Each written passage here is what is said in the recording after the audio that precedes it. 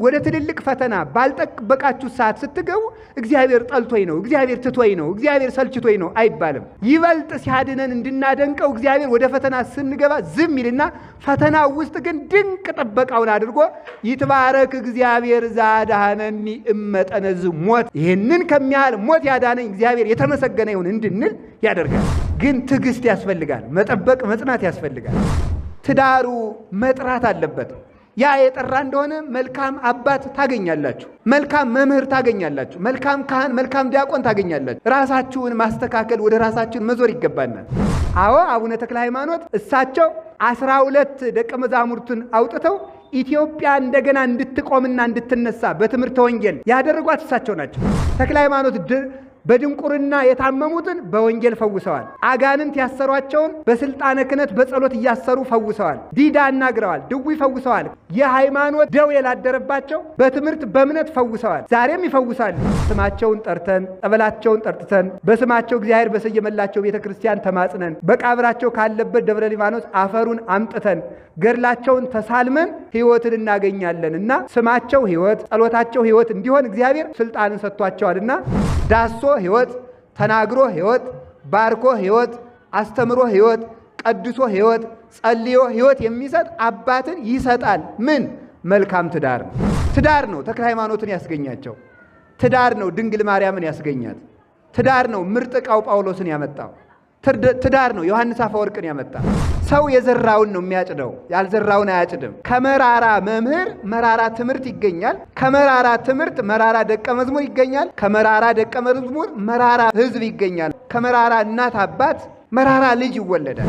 ለዮሐንስ መጥምቅ እስከ 55 ትውልድ እምርልሃለሁ ብሏል እና አባቴ ዘክሮን የ55 ትውልደኛ ብሆን በ55ኛው ትውልድ ሌባ ብሆን ምድን ይመስላችኋል? በፍጹም። ሰው አካሄዱን ካላሳመረ እንኳን በቅዱሳን በክርስቶስም አይጠቀምም። ክርስቶስም ለአይሁድ የማሰናከያ ድንጋይ ሆኖባቸዋል። እግዚአብሔር አይዘበትበትም። እግዚአብሔር አይሸነገልም። እግዚአብሔር አይደለልም።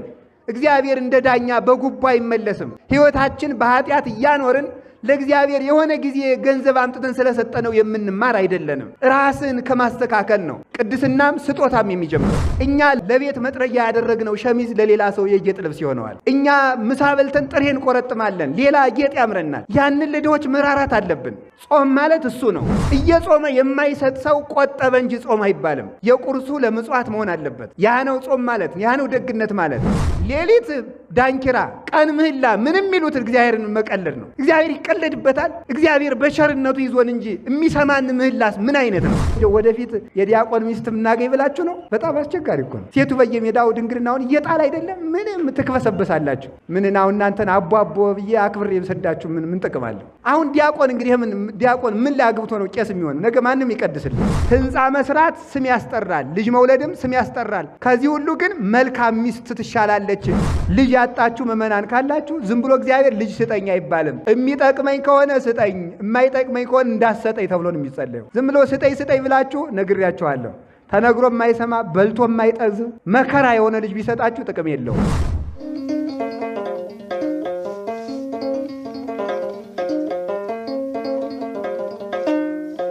በስመ አብ ወወልድ ወመንፈስ ቅዱስ አሐዱ አምላክ። በስመ አብ ወወልድ ወመንፈስ ቅዱስ አሐዱ አምላክ።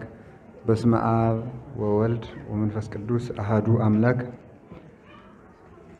በባህሪው ሞት በመንግስቱ ሽረት የሌለበት ቅድመ ዓለም የነበረ ዓለምን የፈጠረ ዓለምን አሳልፎ የሚኖር የባህሪ አምላክ ቅዱስ እግዚአብሔር በሀብት ስቦ በረድኤት አቅርቦ በዚህ ቅዱስ ቦታ ስለሰበሰበን ስሙ የተመሰገነ ይሁን። አምላክን በድንጋሌ ሥጋ በድንጋሌ ሕሊና ጸንታ የወለደች እመቤታችን ቅድስት ድንግል ማርያም፣ ቅዱስ መስቀሉ፣ ቅዱሳን መላእክት፣ ነቢያት፣ ሐዋርያት፣ ሰማዕታት፣ ደናግል፣ መነኮሳት፣ ቅዱሳን እግዚአብሔር ያከበረው ስማቸው የተመሰገነ ይሁን። በረከታቸው ይደርብን። የተከበራችሁ ሊቃውንተ ቤተ ክርስቲያን፣ መምህራን፣ ካህናት፣ ዲያቆናት፣ ምእመናን አንድ አምላክ በሚሆን በአብ በወልድ በመንፈስ ቅዱስ ስም እንደምን አደራችሁ? እንደምን ሰነበታችሁ? እንደምን ቆያችሁ? ኃጢአታችንን ይቅር ብሎ በቅዱስ ቦታው የሰበሰበን አምላካችን ስሙ የተመሰገነ ይሁን። በመካከላችን ተገኝቶ እንዲያስተምረን ቅዱስ ፈቃዱ ይሁንልን። እግዚአብሔር የወደደውን ያህል ሰዓት ትንሽ እንማማራለን። ወእምፍሬ ጽድቅ ይወፅእ ዕፀ ሕይወት፣ የጻድቅ ፍሬ ዕፀ ሕይወት ነው ይላል። የጻድቅ ፍሬ ዕፀ ሕይወት ነው። መጽሐፈ ምሳሌ ምዕራፍ 11 ቁጥር 30 ላይ የምናገኘው ኃይለ ቃል ነው። የጻድቅ ፍሬ ዕፀ ሕይወት ነው። በሉ እስኪ ሁላችሁም የጻድቅ ፍሬ ምንድን ነው? ሁለተኛ በሉ የጻድቅ ፍሬ ምንድን ነው? ሶስተኛ የጻድቅ ፍሬ በሉ ምንድን ነው? መጽሐፈ ምሳሌ ምዕራፍ 11 ቁጥር 30 ላይ ያለ ቃል ነው። ሰሎሞን ወልደ ዳዊት የቅዱስ ዳዊት ልጅ ቅዱስ ሰሎሞን የተናገረው ኃይለ ቃል ነው። እንግዲህ ቅዱስ ሰሎሞን በዚህ አካባቢ ጸበል መሰጠቱ ቢቆም እንዴት መልካም ነበረ በእውነቱ ማለት ነው። ሰው የሚድነው በስርዓት ነው። ያለ ስርዓት እንኳንስ ጸበል ብንቆርብ እንኳን አንድንም። በእውነቱ ስርዓት መጠበቅ ይገባናል። የሚያድነን የእግዚአብሔር ቃል ሰምተን በተግባር መተግበራችን ነው እና ስርዓት አልበኛ የሆነ ሰው የፈለገ ነገር ከሰማይ የወረደ ጽዋ ቢሰጠው እንኳን ድነት አያገኝበትም እና ለሁሉም ጊዜ አለው። ጊዜውን ጠብቀን መኖር አለብን። ስለዚህ አሁን ጸበሉ ይቁም። በእምነት ካመናችሁ ካወቃችሁበት ይሄንን ትቢያውን ልሳችሁት ሂዱ፣ ትድናላችሁ። የእግዚአብሔር አካል ናት ይቺ ቤተ ክርስቲያን። በዚቻ ቤተ ክርስቲያን ውስጥ የዳሰስነው ነገር ሁሉ ሕይወት ነው። ያየነው የነካነው ነገር ሁሉ እምነት ነው። የሚያድነን እምነታችን ነው። ስለዚህ ያንን ወደ ተግባር ለውጠን ጸበሉን ደግሞ በስርዓት ስንቀበል ይገባል። ትምህርት አንዱ የድህነት አካል ነው። ይፈውሳል። የእግዚአብሔር ቃል መረጃ አይደለም፣ ተራ መረጃ አይደለም፣ ድህነትን የሚሰጥ ነው። ወዝኒ ቃል ዘአነ ነገርኩክሙ መንፈስ ውእቱ ወይሃዩ፣ አሁን እኔ የምነግራችሁ ቃል መንፈስ ነው ብሏል ጌታ። ድህነትን የሚሰጥ ነው። እንዲሁ ስጋዊ ብቻ አይደለም፣ የእውቀት ጥርቅም አይደለም የእግዚአብሔር ቃል እና ድህነትን ስለሚሰጥ በሚገባ ማመን አለብን። የስጋንም የነፍስንም ሰላም የሚሰጥ እግዚአብሔር ነው። አጸም ዘይነብበኒ እግዚአብሔር አምላኬ እስመ ውእቱ ይነብብ ሰላም ለሕዝቡ። ቅዱስ ዳዊት ነው የሚለው። እግዚአብሔር ፈጣሪ አምላኬ ፈጣሪ እግዚአብሔር የሚናገረኝን ነገር እሰማለሁ፣ እርሱ ለሕዝቡ ሰላምን ይናገራልና ይላል ቅዱስ ዳዊት። ሰላምን ይናገራልና። ስለዚህ በሽታ አንዱ አዋኪ ነው፣ ጦርነትም አንዱ ሁከት ነው። የነፍስንም የአይምሮንም የህሊናንም የስጋንም ሁከት ጸጥ የሚያደርገው የእግዚአብሔር ቃል ነው እና ለሁላችሁም ሰላምንና ድህነትን ይስጣችሁ ይስጠን። የአባቶቻችን በረከት ይደርብን። ስለዚህ ሰሎሞን ነው ይህንን ቃል የተናገረው። የጻድቅ ፍሬ ለሕይወት ነው የሚለውን የተናገረው ሰሎሞን ነው። ሰሎሞን ወልደ ዳዊት በንስሐ ከተጠቀሙ አባቶች አንዱ እና ታላቁ ነው። ንስሐ እስከ የት እንደምታደርስ ንስሐ ሰውን ከአውሬነት ከእንስሳነት አውጥታ ሰው ከሰውነት ከፍ አድርጋ መልአክ ከመልአክም በላይ እግዚአብሔርን የምታስመስል እግዚአብሔር የከፈታት የቸርነት በር ሰው እንደገና ሶስተኛ የሚወለድባት የቅድስና ማህፀን ናት ንስሐ። ሰው ከእናት ከአባቱ ይወለዳል። ከዚያስ በጥምቀት ይወለዳል። በጥምቀት ሲወለድ አሮየ ሰውነቱ ተላቆ በክርስቶስ አዲስ ሰውነትን ይይዛል። ኩልክሙ እንድም ቅዱስ ጳውሎስ እለ ተጠመቅሙ ክርስቶስ ሀለበስክሙ፣ የተጠመቃችሁ ሁላችሁም ክርስቶስን ለብሳችሁታል ብሎ እንደተናገረ ክርስቶስ እንለብስና አዲስ ልብስ አዲስ ሰውነትን ይዛለን። ኃጢአት ስንሰራ እንደገና ተመልሰን እናረጃለን። ያንን አድሰን እንደገና የምንወለድባት ደግሞ ንስሐ ናት።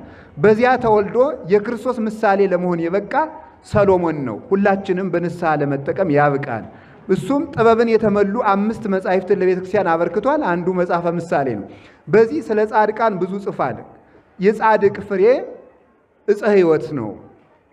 እምፍሬ ጽድቅ የሚለው ግዕዙ የሚለው እምፍሬ ጽድቅ ይወፅእ ዕፀ ሕይወት፣ ከጽድቅ ፍሬ ወይም ከእውነተኛ ፍሬ እውነተኛ እንጨት ይገኛል። ወምፍሬ ወምዕፀ ሕይወት ይወፅእ ፍሬ ጽድቅ ሲል ነው ብለው አባቶቻችን ያቀናሉ። ከእውነተኛ እንጨት እውነተኛ ፍሬ ይገኛል፣ ወይም ደግሞ ይሉና ከእውነተኛ ፍሬ እውነተኛ እንጨት ይገኛል ብለው ተርጉመውታል። ሁሉም አንድ ነው። እንግዲህ ከእውነተኛ እንጨት እውነተኛ ፍሬ ይገኛል ምን ማለት ነው? እንግዲህ ተመልከቱ። እያንዳንዱ ዛፍ የሚመስለው ስሩን ነው፣ ቅርንጫፉን ነው የሚመስለው። ወይራ የወይራ ፍሬ የወይራ ስር ስላለው ነው የወይራ ፍሬ ያፈራ። የአጋም እንጨት እሾህ የያዘ የአጋም ስር ስላለው ነው። ሌሎችም የወይን ፍሬ ወይን ያፈራ የወይን ስር ስላለው ነው። በቁልቋል ስር ወይን የሚያፈራ ዛፍ የለም። ወይም ደግሞ በእሬት ስር ሙዝ የሚያፈራ ዛፍ የለም። ስሩን ነው የሚመስለው ዛፍ። እምከመ ኮነ ስርዋ ቅዱሰ ከማሁ አይጹቂሃኒ ቅዱስ ይላል ቅዱስ ጳውሎስ። ስሩ ቅዱስ ከሆነ ቅርንጫፉም ቅዱስ ይሆናል ይላል ሮሜ ምዕራፍ 11 ቁጥር 16 ላይ ሲናገር ስሩ ቅዱስ ከሆነ የመራራ ስር መራራ ነው። ተመልከቱ። ወእምከመ ኮነ ስርዋ ቅዱሰ ስሯ ቅዱስ ከሆነ ቅርንጫፉ ቅዱስ ይሆናል። እንዲሁ ደግሞ ይላል ተመልከቱ፣ እርሾው መልካም ከሆነ ዳቦውም መልካም ይሆናል ይላል። ከሆመጠጠ እርሾ መልካም ዳቦ አይገኝም። ካማረ እርሾ መልካም እንጀራ ይገኛል። እርሾውና ስሩ ይወስኑታል። ሁሉም የስሩን ነው የሚያፈራ። በእሬት ስር እንዳልኳችሁ ሙዝ አይመጣም፣ በሙዝ ስር ደግሞ እሬት አይመጣም። ሁሉም ስሩን ይመስላል፣ የበቀለበትን ነው የሚመስለው። ስለዚህ የበቀላችሁበት ከእናንተ መካከል ይላል ቅዱስ ጳውሎስ መራራ ስር እንዳይገኝ ተጠንቀቁ፣ በማን ስር እንደበቀላችሁ እወቁ ሲል ነው። ከማን ስር የበቀላችሁ ናችሁ? ማን ያበቀላችሁ ናችሁ? የማንን ቅጠል የያዛችሁ ናችሁ? ከበቀላችሁበት ስር ያንን ይዛችሁ ያንን ቅርንጫፍ፣ ያንን መዓዛ፣ ያንን ጽጌ፣ ያንን ልምላሜ፣ ያንን ፍሬ ያዙት ብሎ ቅዱስ ጳውሎስ ይናገራል። ስለዚህ ወገኖቼ እግዚአብሔር በመጻሕፍት እንደነገረን ዛፍ ስሩን ይመስላል፣ ሰውም ስሩን ይመስላል። የሰው ስር አለው። የሰው ስሩ አንዱ ስሩ እናት አባቱ ናቸው። ሁለተኛው ስሩ መምህሮቹ ናቸው። እነዚህ ሰውን መልካም ያደርጉታል፣ ክፉ ያደርጉታል። ከመራራ ስር መራራ ፍሬ ይገኛል ማለት ምን ማለት ነው? ከመራራ መምህር መራራ ትምህርት ይገኛል። ከመራራ ትምህርት መራራ ደቀ መዝሙር ይገኛል። ከመራራ ደቀ መዝሙር መራራ ሕዝብ ይገኛል ማለት ነው። ከመራራ ትዳር ከመራራ እናት አባት መራራ ልጅ ይወለዳል። ሰው የዘራውን ነው የሚያጭደው፣ ያልዘራውን አያጭድም። መራር እናት አባት፣ መራር ባለትዳር፣ መራር ትውልድ ይተካሉ። ስር ናቸው። አሁን ነገ የሚበቅለው ትውልድ በእኛ ስርነት ይወሰናል። እየመረርን ከሆነ የመረረ ትውልድ ይፈጠራል። ሕይወት ያለን ከሆነ ሕይወት ያለው ይወለዳል። ሙታን ከሆነ ደግሞ ሙት ልጅ እንወልዳለን፣ ሙት ትውልድ እንተካለን። በቁማችን የሞትን ከሆነ በቁሙ የሞተ ትውልድ ይተካል። እማናስብ ከሆነ እማያስብ፣ እማናውቅ ከሆነ እማያውቅ እንተካለን። በተአምራት ከክፉ ሰዎች የተገኙ ደጋግ ሰዎችም አሉ፣ ከደጋግ ሰዎች የተገኙ ክፉ ሰዎችም አሉ። እግዚአብሔር በቸርነቱ ወሰን የለበትምና የሰውን ነፃ ፈቃዱን ለማመልከት ነው። ከክፉ ሰዎች ደጋግ ሰዎች ሲገኙ ከኤሳው ዘር ኢዮብን የመሰለ ጻድቅ ተገኝቷል።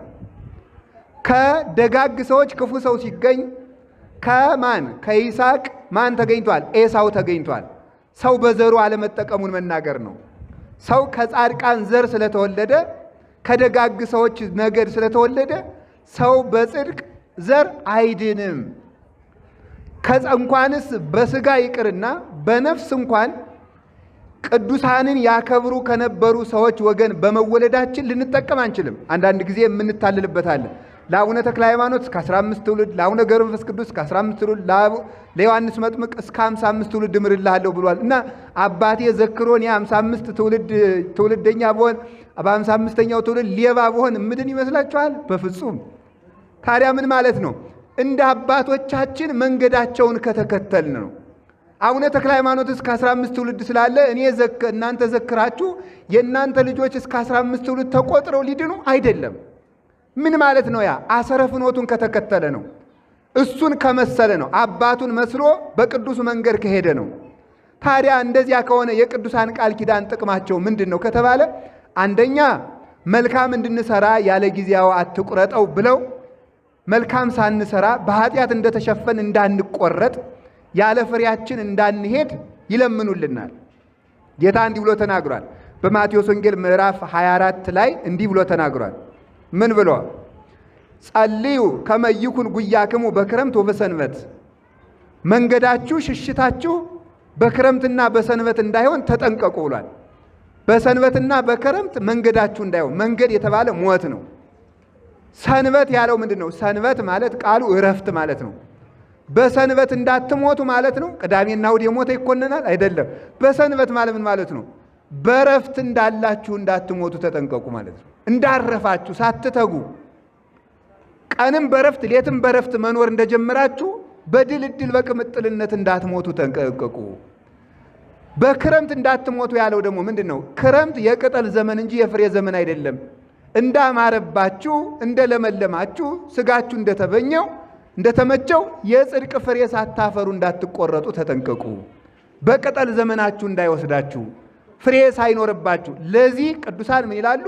በሉቃስ ወንጌል ምዕራፍ 13 እንደተቀመጠው ያለ ጊዜያችን እንዳንቆረጥ ያላፈራውን ፍሬ አትቁረጥ እያሉ ይለምኑልናል። ለፍሬ እንድንበቃ ጥቅሙ ይሄ ነው። አባታችን አቡነ ተክለ ሃይማኖትም ቃል ኪዳን ሲገባላቸው እግዚአብሔር ምንድን ነው ያሉት? ያላፈራውን ፍሬ አትቁረጥ ነው ያሉት። በገዳሜ ውስጥ ለንስሐ ሳይበቃ ሰው እንዳይሞት አድርግልኝ ነው እንጂ በእኔ ቃል ኪዳን ያመነውን ንስሐ ሳይገባ ድንልኝ ማለታቸው አይደለም። ለፍሬ እንድንበቃ ያደርጉናል። ሁለተኛ ንስሐ ብንገባ እንኳን ብንዘጋጅ መልካም ሥራ ብንሰራም የሰው ልጅ ሙሉ አይደለም። ሙሉ ስላልሆነ እግዚአብሔር ቸርነቱን እንዲሞላልን ይለምኑልናል። ከዚህ የተነሳ ነው የቅዱሳን ምልጃ የሚያስፈልገን። ስለዚህ ተመልከቱ፣ በቅዱሳን ዘር ከቅዱሳን ዘር በስጋም በነፍስም ብንወለድ መንገዳቸውን ካንከተል አንድንምና ይህንንም የሚያስጠነቅቅ ቃል እግዚአብሔር ነው። ከቃሉ ጋር ናችሁ። እግዚአብሔር በቅዱሳን እንድንጠቀም እግዚአብሔር ይርዳን። አያችሁ ወገኖች፣ ሰው አካሄዱን ካላሳመረ እንኳን በቅዱሳን በክርስቶስም አይጠቀምም። ክርስቶስም ለአይሁድ የማሰናከያ ድንጋይ ሆኖባቸዋል። መንገዱን ለመሰለ ነው፣ ላመነው ነው፣ ለተከተለው ነው፣ ራሱን ለገዛ ነው፣ ነፍስና ስጋውን ላስታረቀ ነው። በዚያ ነው፣ በብልጣብልጥነት አይደለም። ሕይወቱን አዘጋጅቶ በኖረ ነው ሰው የሚደን ነው ማለት ነው። እግዚአብሔር አይዘበትበትም። እግዚአብሔር አይሸነገልም። እግዚአብሔር አይደለልም። እግዚአብሔር እንደ ዳኛ በጉቦ አይመለስም። ሕይወታችን በኃጢአት እያኖርን ለእግዚአብሔር የሆነ ጊዜ ገንዘብ አምጥተን ስለሰጠነው የምንማር አይደለንም። ራስን ከማስተካከል ነው ቅድስናም ስጦታም የሚጀምረው።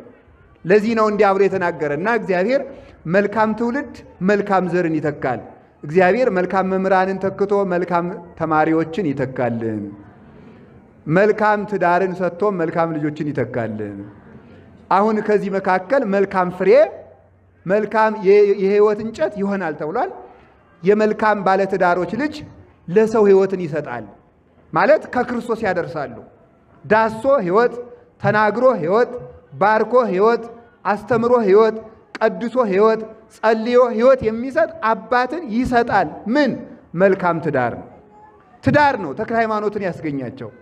ትዳር ነው ድንግል ማርያምን ያስገኛት። ትዳር ነው ምርጥ ዕቃው ጳውሎስን ያመጣው። ትዳር ነው ዮሐንስ አፈወርቅን ያመጣ። ትዳሩ መጥራት አለበት። ያ የጠራ እንደሆነ መልካም አባት ታገኛላችሁ፣ መልካም መምህር ታገኛላችሁ፣ መልካም ካህን፣ መልካም ዲያቆን ታገኛላችሁ። ራሳችሁን ማስተካከል፣ ወደ ራሳችን መዞር ይገባናል። አሁን በጣም ሰይጣን በትዳር እየተጫወተብን ነው። ተጫውቶበታል። ትዳሩን ነፃ ካወጣ ነው ሁሉም ነፃ ይሆናል። ስር ነዋ። የምንኩስና ስር ነው፣ የክህነት ስር ነው፣ የትምህርት ስር ነው፣ የሃይማኖት ሰንሰለት ነው ትዳር። ያ ሲበጠስ ነው ሁሉም የሚበጠሰው ማለት ነው። ስለዚህ በየሜዳው የሚጋቡ ልጆቻችንን ማረም አለብን። በየሜዳው የሚጋቡትን፣ በየሜዳው በፈቃዳቸው የሚጋቡትን፣ በፈቃዳቸው የሚፋቱትን፣ ከልማዳቸው ጋር ተጋብተው የሚኖሩትን ወጣቱን ነፃ ማውጣት ይገባናል። ሴተኛ አዳሪ እህቶቻችን ነፃ እንዲሆኑ መስራት አለብን። አተው ነው ሲኦልን ፈልጎ ኃጢአት የሚሰራ ሰው የለም። እነዚህን እህቶቻችንን ነፃ ለማውጣት መረዳዳት አለብን። አንድ አባት ነበረ። የቀን ስራ ሲሰራ ውሎ ማታ ከሴተኛ አዳሪዎች ይሄዳል። ሄዶም ይላቸዋል፣ ስንት ብር ነው የምታሳድሪ? ይሄን ያህል በይ ዛሬ እኔ ልክፈልሽና አንቺ ጋር አድራለሁ ብሎ ይገባታል። የበቃ ነበር። ይገባና ሌሊት ያለቅሳል። የመጣህበትን ስራ እንጂ ምን ሆነ ነው ትለዋለች። ሰውነቴ መልካም አይደለም ትለዋለች። መልካም ነው፣ ዳሩ ምን ይሆናል? ነጋፈር ይሆናል እንጂና ይላታል። እሷ ታለቅሳለች። እሷ ንስሐ አስገብቶ ገዳም ወስዶ ገዳም የማትገባውን ደግሞ ለካህን አስረክቦ ደግሞ መልሶ ወደ ቀን ስራው ይገባል። ጎንደርም አንድ መምህር ነበሩ ይባላል። አርብ ማታ ሲያስተምሩ ውለው በሴተኛ ዳሪዎች ባሉበት ሰፈር ሂደው ልጄ ስንት ብር ነው የምታሳድሪ? ይሄን ያህል እንቺ ይሄንን ብር ያዥና በዚች ጥሬ ገዝተሽ ባይሆን ቅዳሜና እሑድን አክብሪ የሚሉ መምህር ነበሩ ይባላል። እንዲህ አድርገን ነፃ ብናወጣ እህቶቻችን ቢቀደሱ። ሰው ርቦት ነው፣ ሰው ቸግሮት ነው። ራሱን ለሲኦል የሚሸጥ ሰው የለም ወገኖች። መተዛዘን አቅቶን ነው። እኛ ለቤት መጥረጊያ ያደረግነው ሸሚዝ ለሌላ ሰው የጌጥ ልብስ ይሆነዋል። እኛ ምሳ በልተን ጥሬ እንቆረጥማለን፣ ሌላ ጌጥ ያምረናል። ያንን ለድሆች መራራት አለብን። ጾም ማለት እሱ ነው። እየጾመ የማይሰጥ ሰው ቆጠበ እንጂ ጾም አይባልም። የቁርሱ ለምጽዋት መሆን አለበት። ያ ነው ጾም ማለት፣ ያ ነው ደግነት ማለት። ስለዚህ ሀገራችን እንቀድሰው፣ ምድራችንን እናስቀድስ። እግዚአብሔር እንዲባርክልን ወንድሞቻችን እህቶቻችንን ከኃጢአት ማውጣት ይጠበቅብናል። ጭፈራ ቤት መዘጋት አለበት። አሁን እየተጨፈረ ነው እግዚአብሔር ሰላሙን የሚሰጠው። ተነግሮ የማይሰማ ትውልድ ይዞ ሌሊት ዳንኪራ፣ ቀን ምህላ ምንም የሚሉት እግዚአብሔርን መቀለድ ነው። እግዚአብሔር ይቀለድበታል። እግዚአብሔር በቸርነቱ ይዞን እንጂ የሚሰማን ምህላስ ምን አይነት ነው? ስንደልቅ አድረን ደግሞ ምህላለን ብለን ደግሞ ቀን እግዚኦ ማረነ ክርስቶስ። እንዲሁም እግዚአብሔርማ ቸር ነው። እናንተ ስትዘፍኑ አድራችኋል አልሰማም የማይል። ስለዚህ ጭፈራ ቤትም እንዲቆም እንዲዘጋ ሁላችንም ተባብረን መስራት አለብን። ሰው በአቅሙ ሌላ ስራ ፈጥሮ ይስራ፣ የሚያሳድግ ስራ ይስራ። ስንት ጫት ቤት፣ ስንት ጭፈራ ቤት ነው ያለ። ግን ስንት መጽሐፍ ቤት አለ? የለም። ትውልዱ አያነብም ምንም። እግዚአብሔር መራራ ትውልድ እንዳይበቅል በቸርነቱ ይጠብቀን። መራራ ትዳር ካለ ነው መራራ ትውልድ የመጣው። አሁን እንግዲህ በዛሬው ዕለት ላሳጥረው ነገሩን ለመጠቅለል እንዳይረፍድባችሁ፣ ከሕይወት ዛፍ የሕይወት ፍሬ ይገኛል። ከእውነተኛ ዛፍ ማለት ከእውነተኛ ባለትዳር እውነተኛ ልጅ ይገኛል። እውነተኛው ካህን ጸጋ ዛብ፣ እውነተኛይቱ ሚስት እናታችን እግዚአርያ የሕይወት እንጨት የሆኑ የሕይወት ዛፍ የሆኑ ተክለ ሃይማኖትን አስገኝተዋል። ማለት ሕይወት ክርስቶስ ያደረባቸው የክርስቶስን ስም ተሸክመው ለሰው የሚያደርሱ በስመ ክርስቶስ የሚያስተምሩ፣ በስመ ክርስቶስ የሚያጠምቁ፣ ክርስቶስን የሚያቆርቡ፣ ክርስቶስን የሚሰብኩ፣ በክርስቶስ ስም የሚፈውሱ፣ በክርስቶስ ስም የሚያድኑ፣ የክርስቶስ ሐዋርያ የሆኑ የክርስቶስ ብርሃን የተገለጠባቸው ሕይወት ያደረባቸው በሳቸው ሕይወት የተገለጡ ዛፍ ተገኙልን። እነዚህ አባቶቻችን ናቸው ተክለ ሃይማኖትን ያስገኙልን። እግዚአርያ ብትኖር እኮ ነው የጸጋ ዛፍ ክህነት የተባረከ። ጸጋ ዛፍ ቢኖር ነው ተክለ ሃይማኖት የተገኙ። ዛሬ እንደው ወደፊት የዲያቆን ሚስት እናገኝ ብላችሁ ነው? በጣም አስቸጋሪ እኮ ነው። ሴቱ በየሜዳው ድንግልናውን እየጣል አይደለም? ምንም ትክበሰበሳላችሁ። ምንናው እናንተን አቧቦ ብዬ አክብሬ የምሰዳችሁ ምን ጥቅም አለው? አሁን ዲያቆን እንግዲህ ዲያቆን ምን ላይ አግብቶ ነው ቄስ የሚሆነው? ነገ ማንም ይቀድስልን? እስቲ ለቤተ ክርስቲያን አዝናችሁ አይ እኔ ለዲያቆን ነው የምሆን። አሁን ጭራሽ ሴቱ ምን ማለት ጀምሯል አሉ። እንደሰማሁት ነው፣ እኔ አልሰማሁ አላየውም። እኔ ቄስ አላገባም ታስሬ ነው የምኖር ይላሉ አሉ። አይደረስ እኮ ነው በእውነቱ ማለት። ዲያብሎስ አስሮሽ ይኖራል። ታዲያ ቄስ ማግባት መታሰር ከሆነ ይሄ ነው እስር ቤት ነፃ መውጣት ነው እንጂ። ታዲያ ተመልከቱ፣ ጸጋ ዛብና እግዚአርያ በስርዓት ተጋብተው ኖሩ። ትጉ ነበረች፣ የምትፈትል የምትሰራ ደምግባት ከስራ የተስማማላት ስነ ምግባር ያላት ሃይማኖት ያላት ሌሊት በፈትል ቀን በወፍጮ የምትውል የምትተጋ እግዚአብሔርን የምታመሰግን ሁሉ የተሳካላት ሴት ነበረች። ዛሬ እንግዲህ ሴቱም ስራ እየፈታ ነው አሉ። እናንተም ፖርሳ ይዛችሁ ካፌ ሄዳችሁ ነው አሉ ቁርስ የምትበሉ። ወጥ መስራት ሁሉ እያቃተው መጠለ በተለይ ውጭ ሀገር ወደ ትልልቅ ከተማ ያለው እያቃተው ነው። እንጀራ በቃ ሁሉን ነገር ስራ ፈትነት እየነገሰ መጥቷል። መሰልጠኑ ነው ተሙቶ ማለት ነው። ስለዚህ ሰርታ የምትበላ መልካም ሴት ነበረች። አይ አማቷ አንቺ ሳራ ነበረ ስሟ፣ እግዚአርያ ተባይ እንደው አንቺ ይሄ ስም ነው የሚገባሽ። እግዚአብሔር የመረጣት ተብሎ ስም ወጣላት። እንዲሁ ነው ሲኖሩ። ባሏ ደግሞ ትጉህ ካህን ነው። የካህናት ሚስቶች እዚህ ካሏችሁ ባሎቻችሁ እንዲያገለግሉ እንዲቀድሱ መፍቀድ አለብን። ክህነቱ የእናንተ ነው። በባሎቻችሁ በኩል እናንተ ቀድሳችኋል፣ እናንተ ባርካችኋል፣ እናንተ አስተምራችኋል። ሰው እንዲድን ተሳትፋችኋል፣ ተሳትፏላችሁ። ውስጥ ባትገቡም በእናንተ የቆመው ካህን ነው የሚቀድሰው፣ የሚያስተምረው፣ የሚባርከው። ስለዚህ ካህን ሚስት መሆን መታደል ነው። ሕዝብን በማዳን ውስጥ ሱታፌ በድኅነተ ክርስቶስ ሰንሰለት ውስጥ መሳተፍ ነው ይድርሻል። አላ እንዲህ አድርጋ ተመልከቱ ምን አደረገች። እንዲሁ ነው ሲኖሩ። እሱም ትጉህ ነበር። ቦ አመ ይገይስ ተመልከቱ። ለምህሮ ሃይማኖት ለማስተማር ቤተ ክርስቲያን ይሄድ ነበረ። ወቦ አመ ይገይስ ለአንቦ መጻሕፍትን ለመመርመር ለማስተማር ወደ ቤተ ክርስቲያን ይገሰግስ ነበረ። ወቦ አመ ይገይስ ለመዝሙረ ዳዊት የቅዱስ ዳዊትን መዝሙር ለመዘመር ወደ ቤተ ክርስቲያን ይገሰግስ ነበረ። ወቦ አመ ይገይስ ለገቢረ ትሩፋት ምግባር ለመስራት ይገሰግስ ነበረ። አባታችን ጸጋ ዘአብ ምክንያት ፈልጎ ቤተ ክርስቲያን የሚሄድ ካህን ነበረ። በቀን ይህን ሁሉ የሚያደርገው ለማንበብ፣ ለመስራት፣ ለማስተማር፣ ለመስገድ፣ ለመዘመር በቀን በቃ ሙሉውን ቤተ ክርስቲያን ሲመላለስ ነው የሚሆን። ሰው ምክንያት ፈልጎ ቤተ ክርስቲያን ይቀራል፣ እሱ ምክንያት ፈልጎ ቤተ ክርስቲያን ይሄድ ነበረ። እንዲህ አድርጎ በሚያስተምርበት ጊዜ መካን ሆኑ። መካን ሆነው ሲኖሩ እዚያ ምን ሆነ? ቅዱስ ሚካኤልን ይወዱታል። በወር እየዘከሩ እያበሉ ሲሉ አንድ ቀን አንተ ወንድሜ ብትሰማኝ አንድ ምክር ልምከርህ አለች እናታችን እግዚአርያ። መልካም ከሆነ ሰማሻለሁ፣ መልካም ካልሆነ ደግሞ አልሰማሽም አለው። ባልም የሚስትን ምክር መስማት አለበት። መደማመጥ እኮ አሁን ጠፍቷል። ከቤት መደማመጥ የለም፣ ከመንግስትም መደማመጥ የለም፣ እኛም ቤት መደማመጥ የለም። ማድመጥ በጣም መልካም። ሰው ስንት ጆሮ አለው? ምእመናን፣ ሰው ስንት ጆሮ አለው? ንገሩ እንጂ ስንት ጆሮ አለው? ስንት አፍ አለው? ምን ማለት ነው? ብዙ አዳምጣችሁ ጥቂት ተናገሩ ማለት ነው። አሁን ሰው ብዙ ያወራል፣ ምንም አይሰማም። ችግሩ እዚህ ላይ ነው እኮ የተፈጠረ ማለት ነው። ሚዛን የጎደለን በዚህ ነው። ምንም መስማት መማር የማይፈልግ ሰው አስተማሪ ሆኗል። መማር የማይፈልግ ሰው፣ መስማት የማይፈልግ ሰው ተናጋሪ ሆኗል። እዚያ ተመልከቱ። እንዲህ እያደረጉ እስቲ ልምከር አለችው። ምን? ገንዘባችን ለድሃ እንስጥ፣ ገረዶቻችን ሎሌዎቻችን ነፃ እናውጣቸው። አይ እህቴ መልካም ምክር መክረሻል፣ ግን ኢትጓጉ ለውሂብ ለመስጠት አትቸኩል። ተመልከቱ። ከመውሂበ ከይትነስህ ሰጥተህ እንዳትጸጸት ፈጥነህ አትስጥ ይላል። አስበህ ስጥ ነው የሚለው መጽሐፍ አላት።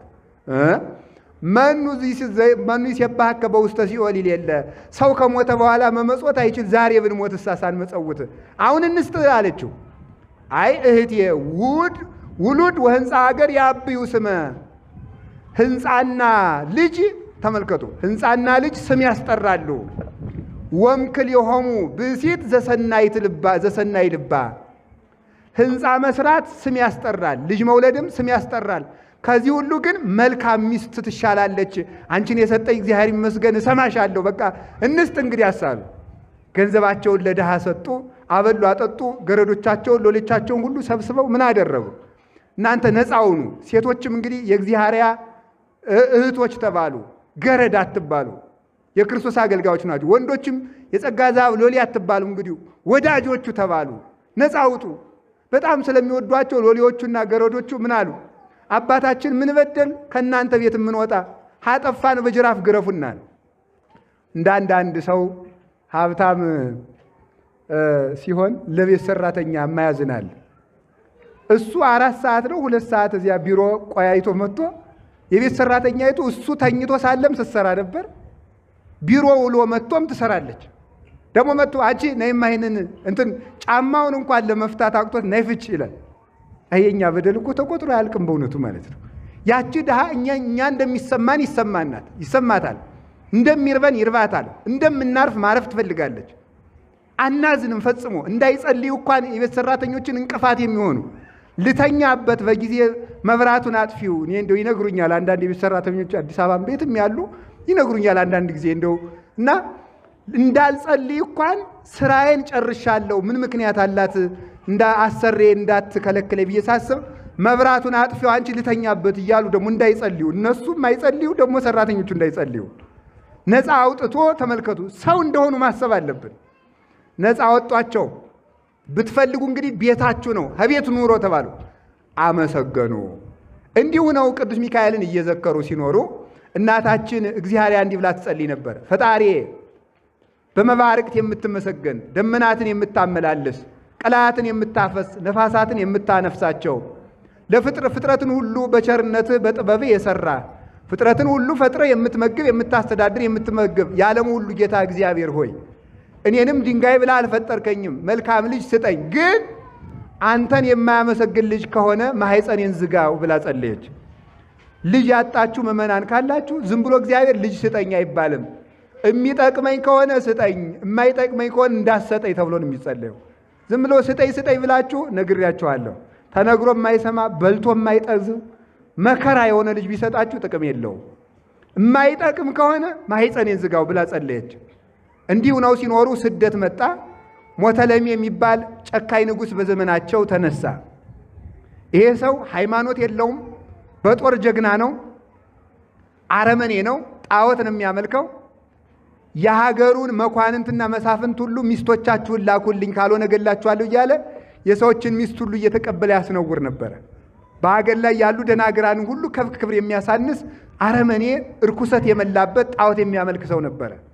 አገርን ሁሉ እየወረረ እያቃጠለ እየገደለ ሲሄድ ከእግዚአብሔር ቤት እና ከጸጋ ዛብ ቤት ደረሰ። ያውም የቅዱስ ሚካኤል ዕለት። አሁን እናንተ እዚህ ተክለ ሃይማኖትን ብላችሁ መጥታችኋል። የተክለ ሃይማኖትን በረከት ለመቀበል እግዚአብሔር በሳቸው ጸሎት እንዲባርካችሁ። አሁን ከዚህ ስትመለሱ ቤታችሁን እሳት በልቶት ብታገኙ ምን ትላላችሁ? አይ ተክለ ሃይማኖት በለተቀነ የኛ ሃይማኖት እንግዲህ ይሄ ነው አትሉ? ይሄ ነው ተመልከቱ። ቅዱስ ሚካኤልን ይዘክራሉ፣ ቅዱስ ሚካኤልን ያከብራሉ። የቅዱስ ሚካኤል ዕለት ጦር መጣ፣ ጦርነት መጣ በዝክራቸው ቀን ማለት ነው። አያችሁ የዛ ጊዜ ሲመጣ ጸጋ ዛብ ሸሸ። ሲሸሽ መቼም ካህን ለዱላ አይፈጥርም አይደለም፣ ካህን ለቡራኬ ነው። ወዘያ ፈጥን እዴው ለዘቢጥ እደ ልሳኑን ለመገዘት እደ ስጋውን ለመማታት የማያነሳ የማያፈጥን ካህን ይሁን ዲቁና ይሾም ተብሏል። ዲቁና ሲሾም ሊቃነ ጳጳሳት አባቶቻችን ሲሾሙልን መጀመሪያ የሚነግሩት ይሄንን ነው።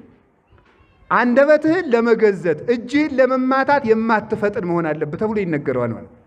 ካህን ለዱላ አይፈጥንም፣ ካህን ለቡራኬ ነው። ቅዱስ ጴጥሮስ ጌታን ሊይዙት የመጡትን ሰዎች በሰይፍ እማታለው ሲል አንገቱን አለው ሲል ጆሮውን አዳ ምን ያህል አባቶቻችን ተረጎሙ።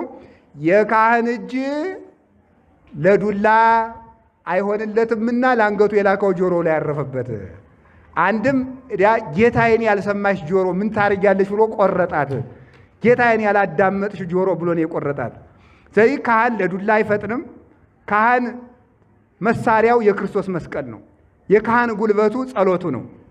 አንስኡ እደዊክሙ ቀሳውስት፣ በሌሊት አንስኡ እደዊክሙ ቀሳውስት ነው እንጂ በቤተ መቅደስ ለጸሎት እጃችሁን አንሱ ነው እንጂ ለዱላ አንሱ የሚል ስለሌለ ካህን አይታጠቅም፣ ካህን አይዘምትም። የካህን ስነ ስርዓቱ ጸሎቱ ነው፣ ጉልበቱ እግዚአብሔር ነው። ኋላ ጸጋ ዛብ ሸሸ። ሲሸሽ እያባረረ ሲል ጦር ቢወረውር ተመልከቱ። እንደ ቅዱስ ዳዊት አድነኒ እግዚኦም ብእሲኩይ ሲል ሳኦል የወረወረው ጦር ቅዱስ ዳዊትን እንዳልመታው ከዚያ በኋላ ምን ተደረገ መሰላችሁ? ወደ ጸጋ ዛብ ሲወረውረው ጦሪቱ ወደ ሌላ ሄደችና አመለጠ። ከዚያ እያባረረው ወታደሩ ሲሄድ ከባህሩ ውስጥ ዘሎ ገባ። ገብቶ ሲል አይ ቅዱስ ሚካኤል እንዲያው በዕለተ ቀን ይሄን ሁሉ ታመጣ እንዴት እንዲህ ታደርጋለህ? ልታከብረኝ በሚገባው ቀን ይሄን ችግር እንዴት ትፈጥርብኛለህ? ጸሎትህ ወዴት አለ? የቅዱስ ሚካኤል አምላክ ፈጣሪ ኢየሱስ ክርስቶስ ወዴት ነህ እያለ ያለቅሳል። ቅዱስ ሚካኤል መጥቶ አይዞህ አለው። እስካሁን የት ቆይተህ ነው አለው። ከውጭ እያለህ ባስቀርህማ ታምሮ አይደነቅም ነበረ። ከገባህ በኋላ እንዳትሞት አድርጌ በማውጣቴ በዚህ ይደነቃል እንጂ ባለው። የሚገርማችሁ 3 ቀን ባህሪቱን እንደ ድንኳን አድርጎ ቅዱስ ሚካኤል እየጠበቀው ከባህሩ 3 ቀን ቆይቶ ወጣ። እኛንም ቢሆን ከገባንበት አዘቅት ያወጣን እግዚአብሔር በቅዱሳን ወዳጆቹ። እውነቴን ነው። አሁንም ቢሆን ወደ ትልልቅ ፈተና ባልጠበቃችሁ ሰዓት ስትገቡ እግዚአብሔር ጠልቶኝ ነው፣ እግዚአብሔር ትቶኝ ነው፣ እግዚአብሔር ሰልችቶኝ ነው አይባልም። ይበልጥ ሲያድነን እንድናደንቀው እግዚአብሔር ወደ ፈተና ስንገባ ዝም ይልና ፈተናው ውስጥ ግን ድንቅ ጥበቃውን አድርጎ ይትባረክ እግዚአብሔር ዘአድኀነኒ እመጠነዝ ሞት ብለን እንደ ቅዱስ ጳውሎስ ይህንን ከሚያህል ሞት ያዳነኝ እግዚአብሔር የተመሰገነ ይሁን እንድንል ያደርጋል። እዚያ አውጥቶ መለሰው። ሰራዊቱ አገሩን ዘርፈው ከሄዱ በኋላ ወደ ቤተ ክርስቲያኑ መለሰው። እኛንም ወደ ቤተ መቅደሳችን ይመልሰን። ኋላ እግዚአብሔርን ማርከው ወሰዷት። ኧረ እንዴት ያለች መልከኛ ናት! ቆይ እኔ ልጠብቃት እያሉ ወታደሮች የለም ለንጉሳችን ነው ብለው ወሰዷት። ንጉሥ ዛሬ በሀገር ያገኘናት ሚስት መልክ ከደምግባት የተስማማላት ናት። እሷን ብታገባ ሰው ሁሉ ያከብረሃል አሉት። እስኪ አምጧት አለ። ገብቶ አያት፣ አደነቀ። በሉችንስ ድግስ ደግሼ ነው በሀገር አዋጅ ነግሬ ነው ማገባት እንጂ አይሆንም፣ አቆዩት፣ እንደ ነገሩ አይሆንም ብሎ እንድትጠበቅ አደረጋት። የወርቅ አምባር፣ የወርቅ ዝናር፣ የወርቅ ልብስ፣ የወርቅ ዘውድ፣ የወርቅ ምን ድኮት ያላደረጓ የወርቅ ድሪ አደረጉላት፣ የወርቅ ዘንግ፣ ይሄ ሁሉ ሰጧት። ይሄንን ተሰጥቶት የማይታለል ማን አለ? የማይለወጥ ጦርነት ትዳሩን ያለወጠበት ማን አለ? አሁን አያድርገውና ሚስታችሁ ወይም ባላችሁ ጦርነት ካለበት ቦታ ሆኖ ሳትገናኙ 1 ዓመት ቢሆን ምን ታረጋላችሁ? 2 ዓመት ቢሆን አይ እንግዲህ ምን አረጋለሁ እግዚአብሔር የፈጠረውን መች የድል ሌላ ሰው ልሞክራት ትላላችሁ። ግን ትዕግስት ያስፈልጋል፣ መጠበቅ መጽናት ያስፈልጋል።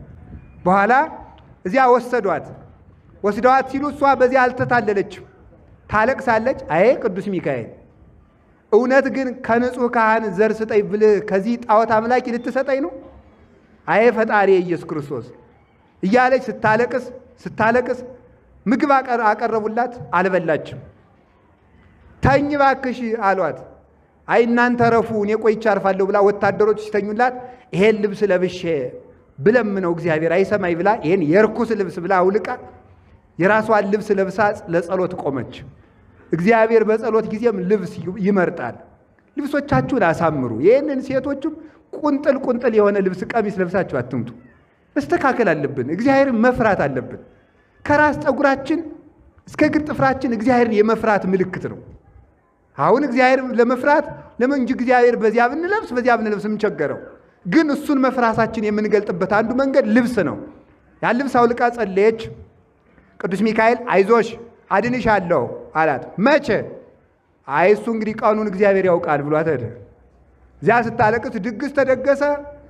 1000 በግ፣ 1000 የበግ ሙክት፣ 1000 ጊደር፣ 1000 ወይፈን፣ 1000 ከብት ሁሉ ታረደ።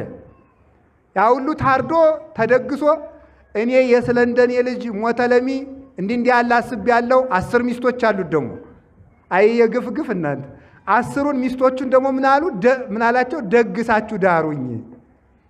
ሌላ ሴት ስላገኘው ስትደግሱ ሰንብቱ አላቸው። ችግር እኮ ነው እናንተ። ያንን ሲደግሱ ሰነበቱ። እሱ ከዚያ በኋላ ድግሱ ተደረገ። ጠላው እንደ ውሃ ይፍሰስ፣ ወይኑም ይፍሰስ ይደገስ ተባለ። ተደገሰ። ይሄ ሁሉ ሲባል እግዚአብሔር ዝም ብሎ ያያል። እንደው እኮ ይገርማል እናንተ። አሁን በሀገራችንም እየሆነ ባለው ነገር ይሄው ነው። ሲማረኩም ዝም፣ ስትሰደድም ዝም፣ ወስደው ከቤት ሲዘጓትም ዝም፣ ንጉሱ ሊያገባት ሲወስንም ዝም፣ ድግሱ ሲደገስም ዝም። የእሷስ እንዴት ያለ ትዕግስት ነው! ከዚያ በኋላ ዝም አለና ምን ሆነ መሰላችሁ? ይሄ ሁሉ ዝም ካለ በኋላ በሉ እንግዲህ ነገ ሰርጉ ነው ተባለ። ሄዱ። የ8 ቀን ጎዳና ተጉዘው ድግሱ ካለበት ከኔ አታርቋት፣ አጠገቤ ቀረብ አድርጓት፣ በቅሎውን ቀረብ አድርጉት ወደኔ እያለ እየሳሳ ይዟት ሄደ። ይዟት ከሄደ በኋላ ሌሊቱን ሙሉ ሳይነጋለት አደረ። ሲደገስ ምግቡ ሲደራጅ አደረ። የጣዖቱ ካህናትም ሲዘጋጁ አደሩ። ሌሊቱ በሙሉ እሱም አልነጋለት ብሎ አደረ። ማለዳ ሕዝቡ ተሰብስቦ ለጣዖቱ ሊያሰግዷት አሰግዶ ሊያገባት ነው። መጨረሻዋ ቅጽበት ቀረች። ሊያሰግዳት ጎንበስ ሊያረጋት ግብታ በረቀ መብረቅ ብልጭ አለ። ቅዱስ ሚካኤል በመብረቅ በነጎድጓድ አምሳል ተገለጠ። መብረቁ ብልጭ አለግና 300 የጣዖቱ ካህናት እልም ብለው ሞቱ። ቅዱስ ሚካኤል እናታችን እግዚአብሔርን በክንፉ ታቅፎ ባሏ ከሚያገለግልበት መቅደስ አደረሳት። ከዚያ በኋላ እነሱ ንጉሱ እልል አይባልም ልቡ ጠፋ። የንጉሱ ልብ አውሬ ሆነ። አንድ ጊዜ ገሌን ግደሉ ይላል። ግደሉ ያለውን ደግሞ አድናችሁ አምጡልኝ ይላል። አድኑ ያለውን ግደሉ ይላል። በልቶ አልበላውም ይላል። የንጉሱ ልብ ወደ አውሬነት ተለወጠ። እናታችን እግዚአርያ ከዚህ በኋላ ሄዳ መጋቢት 22 ቀን ነው ይሄ የተደረገው፣ ከትናንት በስቲያ ማለት ነው መታሰቢያው። መጋቢት 22 ቀን እናታችን እግዚአርያ ከስደት ተመልሷ ባለቤቷ ጸጋ ዛብ ከሚያጥንበት ቤተክርስቲያን ውስጥ ተገናኘች። አያችሁ፣ ከቤተ ክርስቲያን የተገናኘ ባለ ትዳር ቢለያይ እንኳን ቤተ ክርስቲያን ይገናኛል። በሜዳ የተገናኘ ሰው በሜዳ ይቀራል። ከቤተ ክርስቲያን በተክሊል ስላገባት ከቤተ ክርስቲያን አገኛት። ከቤተ ክርስቲያን ነው ሁሉን ማግኘት ያለብን። ቤተ ክርስቲያናውያን መሆን አለብን። እዚያ አገኛትና ሲያጥን ቆየ። የወርቅ ልብስ እንደለበሰች ነው። እንዴት ያለች ሰው ናት! ይቺ ደግሞ ንግስት ናት መሰል፣ ያለ አጃቢ ማን አመጣት እያለ ሲያጥን ቆይቶ ማይጠንቱን ጨርሶ ሂዶ አሳለማትና ባርኮ አንቺ ከቤተ መንግስት ወገን ትመስላለሽ እመቤቴ፣ ከየት መተሽ ነው አላት። ደግሞም አጃቢ የለሽም? አዎ እሱማ ከቤተ መንግስት ወገን ነኝ፣ ግን አጃቢዎችን ሞተለሚ የሚባል ጨካኝ ማርኮብኝ ነው እንጂ አለችው። አንዳ ወደዚህ ለምን መጣሽ? ጸጋ ዛብ የሚባል ካህን አላሉ፣ የእሱን ሚስት ሞተለሚ ማርኮበት እንዲያው እሱ ለእሱ ሚስት ለሆነው ብዬ አለችው። ታይ እንጂ ካህን እንደዚህ ይሄን ነገር ለምን ታስቢያለሽ? ካህን እኮ ክህነቱን አያርክስ ተብሎ ተጽፏል። ክህነቱን ጠብቆ እንዲኖር ተጽፏል አላት። ሚስቱም ትመጣልኛለች ሲል ሰምቼዋለሁ አላት። ደግሞ እሱ አርቆ እሷም አርቃ ብትናገር እሱም ሚስቱን እግዚአብሔር ያመጣልኛል ሲል ሰምቼዋለሁ አላት። ከተማረከች በኋላ አለችው እረሱስ ብትሞትም ያስነሳልኛል ብሎን የሚያምን እግዚአብሔር ምን ይሳነዋል ብለሽ ነው አላት። አይ ሞተለሚ ሊያገባት ነው ያ ካህን አንተ ነህ እንዲህ አለችው። አዎ አይ ሞተለሚ ሊያገባት ነው ሲባል ሰምቻለሁ። ሚስትን ልቃውን የምታደርገውን አድርግ።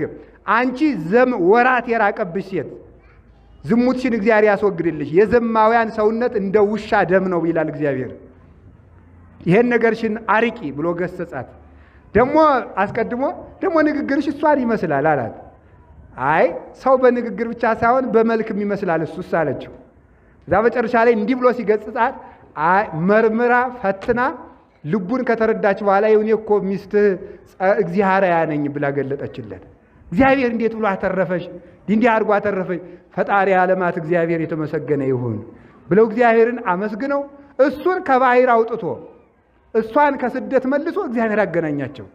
ትዳርን ብልጣብልጥነት አይጠብቀውም። ትዳርን የሚጠብቀው እግዚአብሔር ነው። እግዚአብሔር ይጠብቅላችሁ ትዳራችሁን። በኋላ ምን አለ? ሄዱ ማይጠንቱን ጨረሰ። ከዚያ በኋላ ትናንትና ወደ ቤተ መቅደስ ከማይጠንቱን ጨርሶ ተመለሰ። 2 ቀን ከሆነው በኋላ መጋቢት 24 ቀን ብፁዕ ኮከበ ገዳም አባ ተክለ ሃይማኖት ተጸነሱልን ለሁላችንም። ሌሊት ራእይ አየች። እሷ ምን የሚል ነው?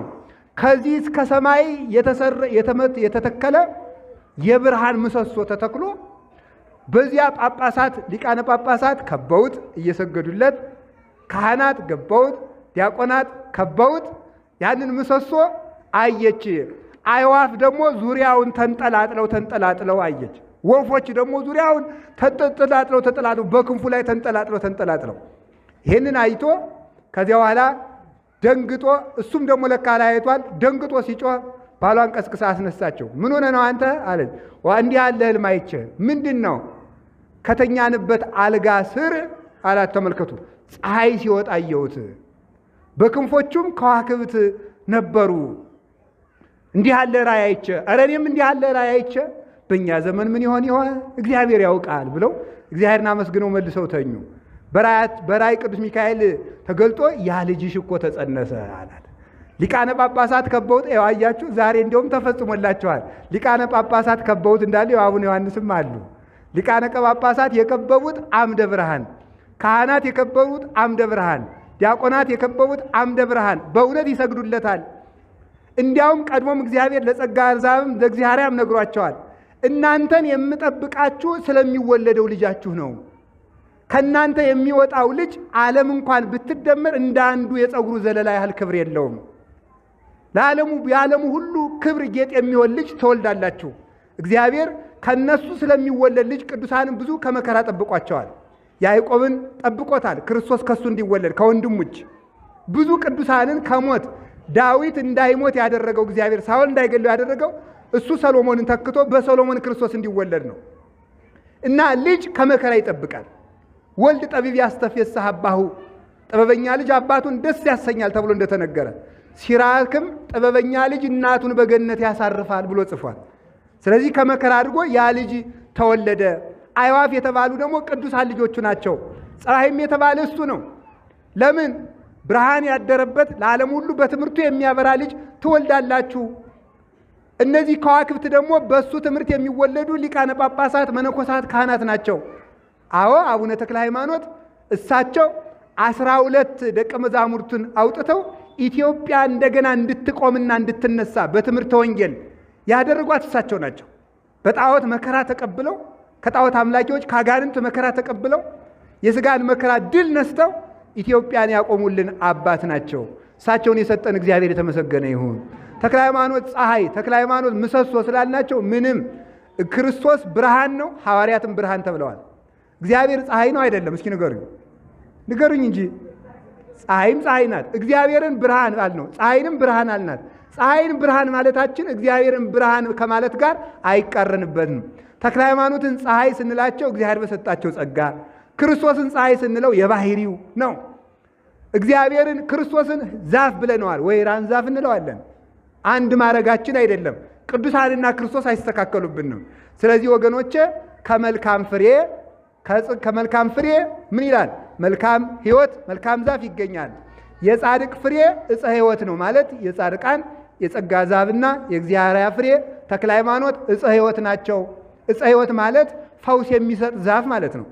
ተክለ ሃይማኖት በድንቁርና የታመሙትን በወንጌል ፈውሰዋል።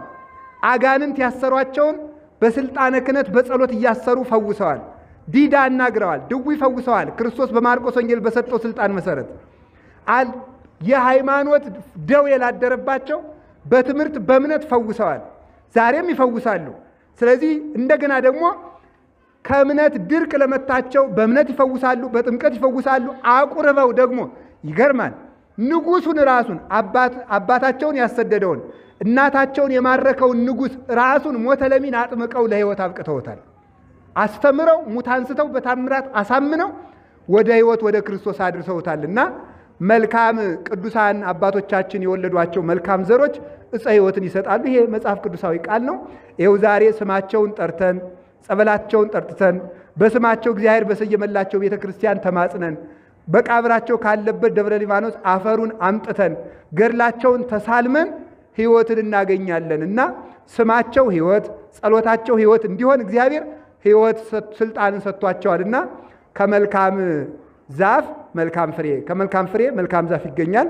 ተክለ ሃይማኖትን የሕይወት ዛፍ አድርገው ያበቀሉልን አባቶቻችንን ክብር ምስጋና ይግባቸው። በእውነት መመስገን ይገባቸዋል። መልካም ላደረገ ሁሉ ምስጋና ይገባዋል ብሎ ቅዱስ ጳውሎስ ሮሜ ምዕራፍ 2 ቁጥር 10 ተናግሯል። እንደዚህ ማመስገን እንዲያውም በዚህ ትደነቃላችሁ እንዴ? ምንድነው የሚለው መጽሐፍ? ኦሪት ዘሌዋውያን ላይ ዘሁልቁ ላይ ምዕራፍ 21 ላይ ምንጭ ሆይ ፍለቅ እናንተም ዘምሩለት ይላል። እስኪ በሉ ምንጭ ሆይ ፍለቅ በሉ። እናንተም ምን በሉለት? ዘምሩ። ለእስራኤል ውሃ ሲፈልቅላቸው ለምንጩ ዘምረውለታል። እግዚአብሔርን አመስግነዋል። ውሃውን እያመሰገኑ ተቀብለዋል። እነዚህ አባቶቻችን ምንጭ ናቸው። የትምህርት ምንጭ፣ የክህነት ምንጭ፣ የምንኩስና ምንጭ ሆነው አገልግለዋልና እነዚህን ምንጮቻችን እንድናመሰግን እግዚአብሔር ስርዓት ሰርቶልናል። በረከታቸው ይድረሰን፣ ይቆየን። ወስብሐት ለእግዚአብሔር ወለወላዲቱ ድንግል ወለመስቀሉ ክቡር። ይቆየን።